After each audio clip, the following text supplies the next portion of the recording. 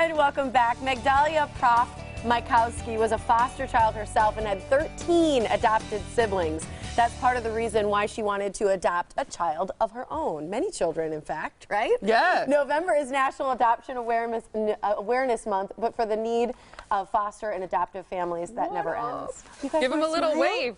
Look at you on TV. There you are. You look good. You see yourself? That is why it's important to have the support of organizations such as Children's Hospital of Wisconsin. Magdalia and her husband Matt. Oh yeah. All right, here. We have Omari with me, right? Where's my cookie? Oh. He ate it. That's what he's saying. It's already in his mouth. And Grayson is the one sitting with Tiffany. They're here He's been today. taking a little walk. With more on their story about foster and adoption services at Children's Hospital. You guys, thank you so much for being here. Thank you for being here with us on TV. Yeah, tell us about your buddies. The boys came to us in May. We were doing respite care for another family while they were out of town. And then after a couple times, they said they need a home. We were like, no, thank you. Were you? We like, did no, really say no, thank you. We were like, we only want one. And then Deb said again, Ma, they need a home. And we talked about it, and it ended up being the right choice for our family. That's fantastic. See, he's stepping close to the camera so you can see a little bit close up. It's amazing to think that you had 13 adopted siblings. Yeah. You want to go too? Walk around a little bit? You want to sit on the couch? Good. That's perfect. There you go. That's a lot. Yeah. So you had adoptive parents who took in that many kids. That's incredible. Yeah, yeah. What did you sense in their heart or in their lives that allowed them to have that room for that many children? Well, my parents just had a huge passion for helping and advocating for kids, so I grew up with that all my life, all my time with them. They fostered almost 100 kids. They were doing it for 32 years on a state level, on a national level, helping different organizations, and you know, it inspired me to want to give back. That is so awesome. What would you say to other people who have never adopted, but maybe think, oh, I wonder if I'd like to, oh, that's for me? Thank you. Come on up here. No, don't put that in your mouth. That's a cough drop. Yeah, because we don't want you to choke. What would you say to other people who'd maybe consider adoption? Well, we would say to just do it. There is a place for everyone. You're looking at him, he's like, yeah. I think so too. If you have any inclination at all that you might want to do it, at least check it out. You know, go to some of the classes or talk to, I mean, there's so many resources out there. It's amazing just to call someone and they will explain things, what you need to do, who you need to talk to, and kind of go through a step-by-step of what you need to do.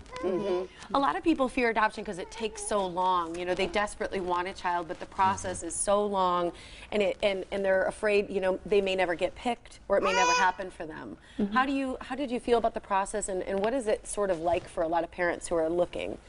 So, you know, the process itself to get licensed and to be able to take children into your home isn't that long. I mean, it took us about 3.5 months before we were fully licensed.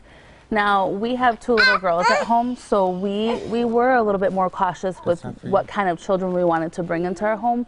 We wanted a child that was more of a, so to speak, sure thing, although no child is definitely a sure thing. You know, reunification is the first path.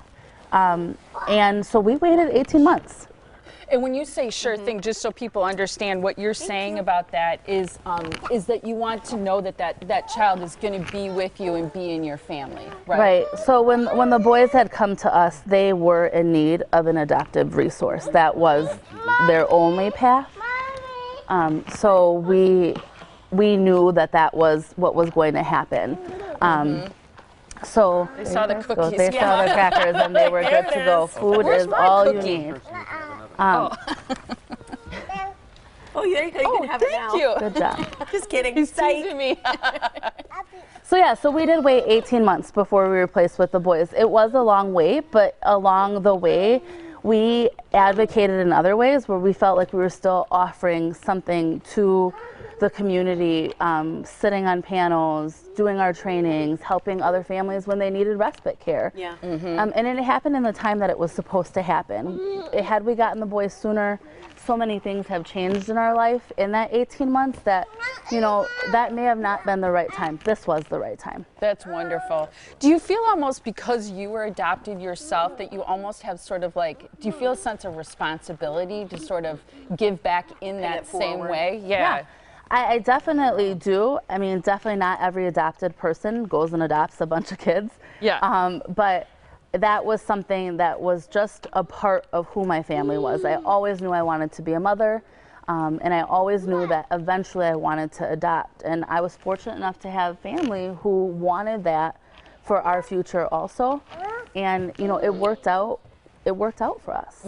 You weren't adopted, right, Matt? No. So was that something that you thought was special about Magdalia? It was. And then something you're like... It was a little crazy.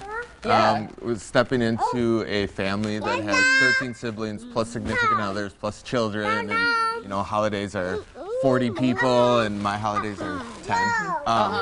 But it was, you could tell there was something different about Meg, and just the way she carried herself and the way she felt about family and helping others. That's awesome. Sit down.